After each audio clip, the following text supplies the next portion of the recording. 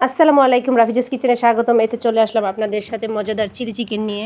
প্রথমে আমি নিলাম গাজর, ক্যাপসিকাম, পেঁয়াজ কুচি, তারপর রসুন কুচি, আদা কুচি, কাঁচামরিচ, শুকনো মরিচ নিয়ে নিয়েছি। তারপর চিকেনের মধ্যে আমি লবণ, মরিচ গুঁড়া, হলুদ গুঁড়া, ধনিয়া গুঁড়া, জিরা গুঁড়া, কালো সাদা গোলমরিচ গুঁড়া, তারপর সয়া সস 2 চামচ, আমি কর্নফ্লাওয়ার নিয়ে নিয়েছি, স্বাদ মতো লবণ দিয়ে আমি ভালো করে হাত দিয়ে মাখিয়ে নিচ্ছি যাতে ফ্রাই করা যায়। ফ্রাই করতে গেলে কর্নফ্লাওয়ারটা দিলে একটু খুব সুন্দর ভাজা হয়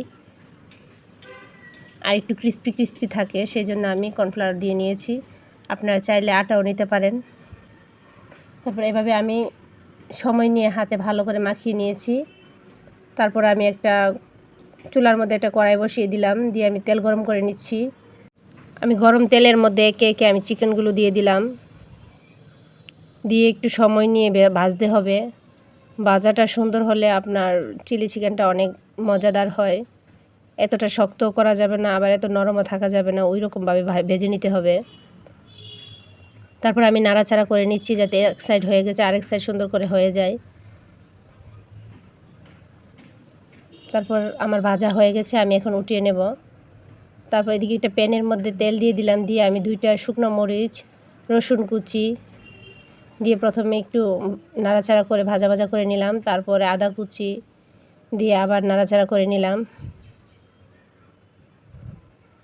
একটু ভাজা ভাজা করে নিচ্ছি রসুন কুচি, আদা কুচি, শুকনো মরিচ। তারপর আমি গাজর দিয়ে দেব,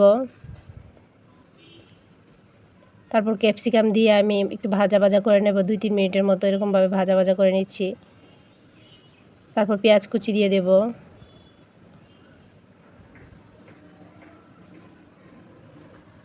তারপর আবার পেঁয়াজটাকে আমি ভাজা ভাজা করে নেব। এতটাও ভাজা ভাজা করা যাবে না, এই তো 2-3 মিনিটের মতো একটু নাড়াচাড়া করে নিতে হবে যাতে কাঁচা ফ্লেভারটা না থাকে। তারপর রসুন বাটা, আদা বাটা, মরিচ, হলুদ গুঁড়া, ধনিয়া গুঁড়া, জিরা গুঁড়া, স্বাদ মতো লবণ। তারপর আমি সস দিয়ে দিলাম 2 টেবিল চামচের মতো, আর সয়া সস দিলাম 2 টেবিল চামচের মতো, দিয়ে আমি মিক্স করে নিচ্ছি। স্পাইসি চিলি চিকেন হবে, কারণ আমি একটু স্পাইসি করতেছি। তারপর দিয়ে দিলাম ভেজে রাখা পেঁয়াজ, ক্যাপসিকাম, গাজর সাথে আমি দিয়ে ভালো করে এটাকে মাখা মাখা করে নিচ্ছি। এই তো মাখা মাখা হয়ে গেলে তারপর আমি চিকেন দিয়ে দেব। এই তো নাড়াচাড়া করে নিচ্ছি, নিয়ে আমি এই তো যে বাটিটার মধ্যে আমি চিকেনটাকে মশলা দিয়ে মাখিয়েছিলাম সেই বাটিটার মধ্যে অল্প পানি দিয়ে আমি দিয়ে দিলাম, দিয়ে নাড়াচাড়া করে আমি ঢাকনা দিয়ে ঢেকে দেব 2-3 মিনিটের জন্য। 2-3 মিনিট পর আবার আমি ঢাকনাটা তুলে নেব, নিয়ে আবার নাড়াচাড়া করে নিচ্ছি।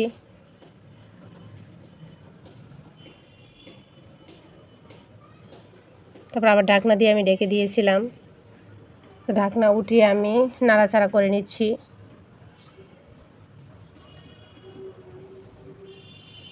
এই তো হয়ে গেল আমার চিলি চিকেন। ভালো লাগলে অবশ্যই ট্রাই করবেন। স্পাইসি হয়েছে, যারা ঝাল খেতে পারেন তারা এভাবে স্পাইসিভাবে করতে পারেন। ভালো থাকবেন, সুস্থ থাকবেন। আল্লাহ হাফেজ।